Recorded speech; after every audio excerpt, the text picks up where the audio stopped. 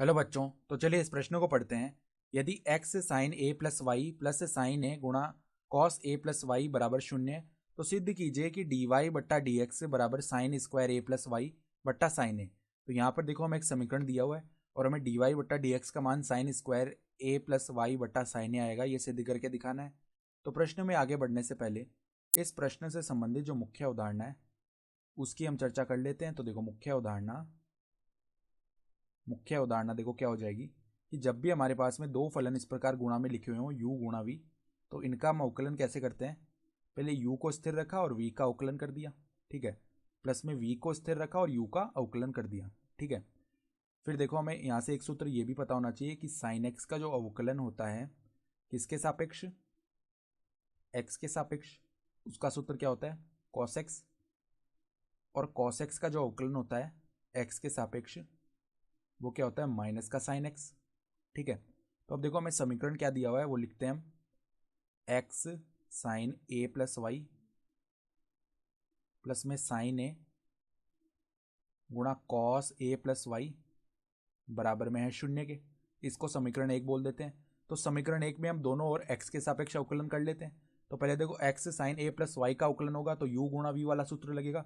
तो पहले एक्स को ऐसे ही रखा और साइन ए प्लस वाई का अवकलन करेंगे, ठीक है। तो कॉस ए प्लस वाई बन गया, ठीक है। फिर श्रृंखला नियम से जो अंदर ए प्लस वाई है उसका अवकलन होगा। तो ए का अवकलन एक्स के सापेक्ष शून्य हो गया और वाई का अवकलन डी वाई बट्टा डी एक्स, ठीक है।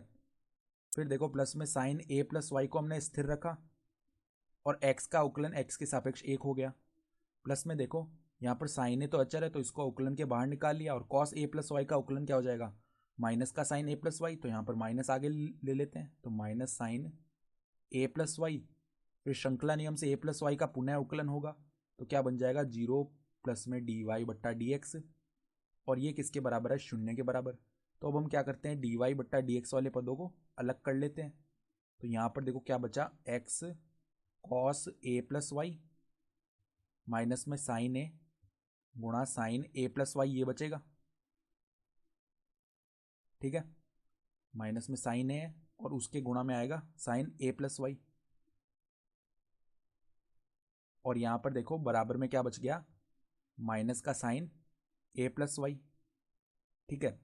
तो अब देखो अगर हम डी वाई बट्टा डी एक्स का मान निकालें तो वो किसके बराबर आ जाएगा माइनस का साइन ए प्लस वाई बट्टा में क्या बच गया x cos A plus Y, x cos A plus Y minus में साइन ए गुणा साइन ए प्लस वाई। तो साइन ए गुणा साइन ए प्लस वाई ये बच गया, ठीक है।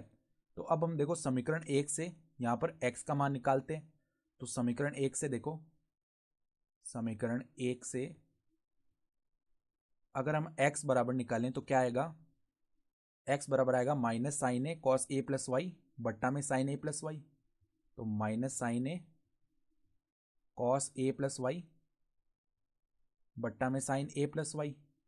तो ये मान उठा करके हम डी वाई बट्टा डी एक्स में रख देते हैं। देखो डी वाई बट्टा डी एक्स बराबर में क्या आ जाएगा।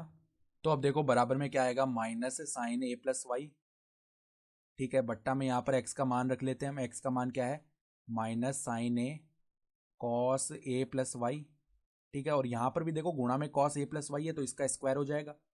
और बट्टा में क्या है साइन ए प्लस वाई, ठीक है। और यहाँ पर माइनस में क्या चल रहा है साइन ए गुणा साइन ए प्लस वाई।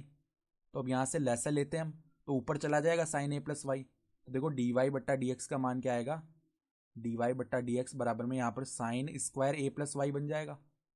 और बट्टा में अगर हम यहाँ से लेसा तो ले लिया हमने, तो ये जो साइन ए प्लस वाई है गुणा होगा साइन ए प्लस वाई से यहाँ पर माइनस में, तो sign square A plus Y बनेगा। और हम यहाँ से माइनस का साइन ए उभयनिष्ठ निकाल लेते हैं। यहाँ पर देखो माइनस से ऊपर तो माइनस साइन ए अगर हमने उभयनिष्ठ निकाला तो अंदर बच गया हमारे पास में cos square A plus Y plus में sign square A plus Y, ठीक है। ये पद बच गए। और हम जानते हैं cos square theta plus sine square theta एक होता है। यहाँ पर देखो माइनस एक से माइनस एक जो है विभाजित हो गया। तो क्या बचा sign square A plus Y बट्टा में साइन ए। और यही हमारे पास में क्या है दायां पक्ष है। तो हम क्या बोल सकते हैं डी वाई बट्टा डी एक्स का मान हम लेके आ गए sign square A plus Y बट्टा साइन ए। तो हम लिख सकते हैं इति सिद्धम अर्थात दी गई उदाहरण के आधार पर हमने सिद्ध करके दिखा दिया। तो आशा करता हूँ कि आपको ये प्रश्न समझ में आया होगा। धन्यवाद।